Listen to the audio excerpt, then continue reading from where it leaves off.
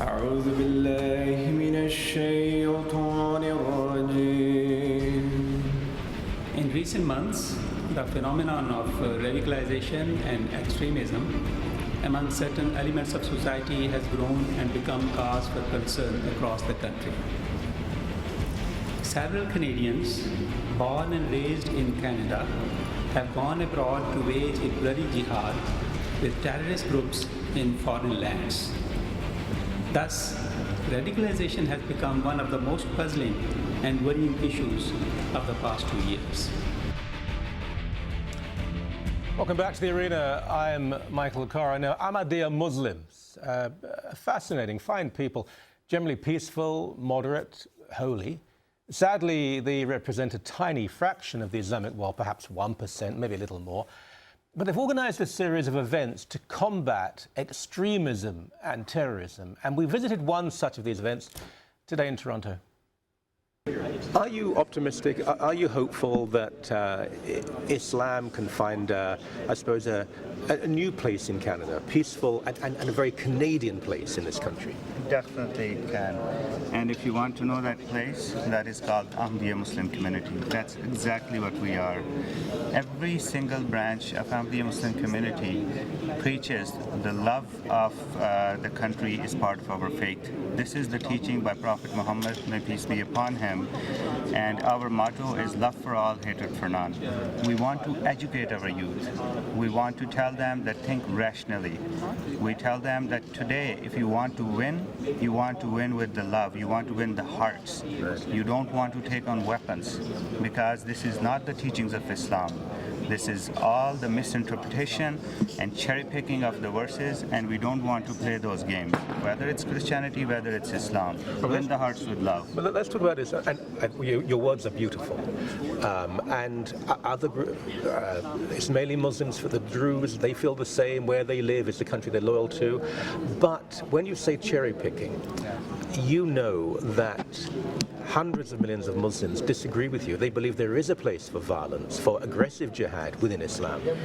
There are hundreds and millions of people in the world that don't believe in basic scientific principles. Does that mean that because they believe this way we stop educating our youth? Sure. We would never do that. We want to do anything which is in our capacity, be it our 2 cents, be it a drop of water, in the favor of the peace of the society and social well-being of the society. Yes, we are a smaller group within Canada, but we're doing everything in our effort. For example, this national campaign, StopTheCrisis.ca, is primarily launched to educate our youth about the beautiful teachings of the religion. Today, for example, tomorrow, the event in York University, normally we have about 100 or 200 students that take part. This venue was booked for 300, but right now it's being changed because over 1,000 youth have registered for the event. And guess what? Most of that youth is outside the community. So not only we're creating an impact within the community, we're also educating the other parts. You're doing wonderful work, and I hope and pray it does succeed. Thank you very much. Thank you very much. I have no concerns about your youth, but I do have concerns about youth in the greater Muslim community.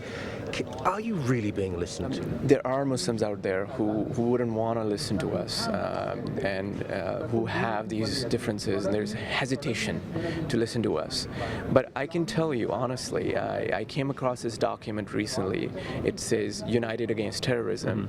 It's a document to which many Shia and Sunni Muslims have signed on to, and it is mentioning things that we Ahmadi Muslims have been saying for the last 100+ years about war and about loyalty to your country, how that is part of your faith, and these kind of things are mentioned in this document. So even though they're not becoming Ahmadi Muslims, they're at least being influenced by the philosophy that we promote. Okay. Yes, the illiterate and the poor are always right to be exploited. But there are people who've been highly educated. I'm from the UK. I can think of young people who grew up in the same town as me, educated, who went off. People have been studying medicine and law, and they go to fight terror campaigns. Yes, there have been educated Muslims as well who, unfortunately, they have been influenced by this idea ideology. But again, there are a million plus Muslims in Canada, and the cases that I know of are around 90 who are being investigated. And so that's just a drop in the ocean. Being a Muslim community that is heavily persecuted, we feel that there's a sense of responsibility that comes with being a Muslim Canadian. Obviously, you see the most recent attacks that happened in Ottawa, and a lot of Canadians are worried, but we're especially worried because for us, we had 2 losses. There's an attack on our religion, Islam, when something like that happens, and there's an attack on our country. So we really, really feel the need to do something. Hence, we organize this event, which is going to be so far we plan to do around 40 events across Canada.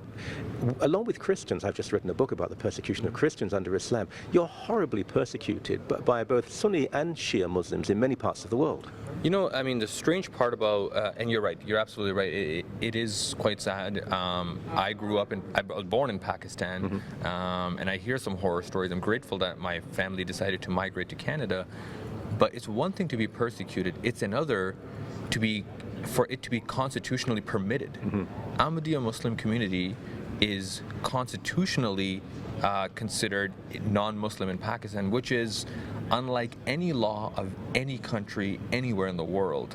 So when it's quite sad that when Ahmadiyya Muslims are persecuted in these countries, even the authorities look the other way.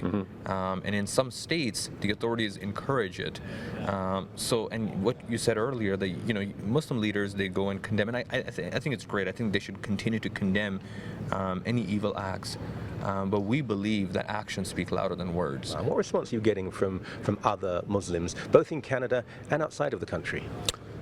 You know what? I think we continue to strive and we continue to open up the dialogue, and you know what? We realize that no one group or one individual can do enough to bring about peace. And for us to do that, we have to have a unanimity. And there are cases where, there's threats and we face it every single day, but we don't let that deter us from what we're trying to do. I mean this. Bless you for your work, and thank you so much. Thank you so much.